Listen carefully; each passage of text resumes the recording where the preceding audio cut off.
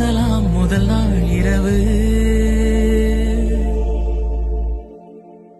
மீனம்மா அதிகாலையிலும் அந்தி மாலையிலும் முந்தன் ஞாபகமே.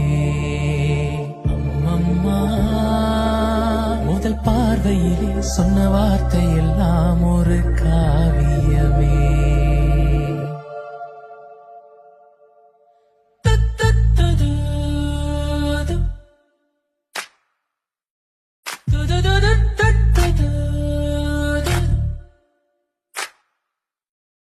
ஒரு சின்ன பூத்திரியில் ஒளி சிந்தும் ராத்திரியில் இந்த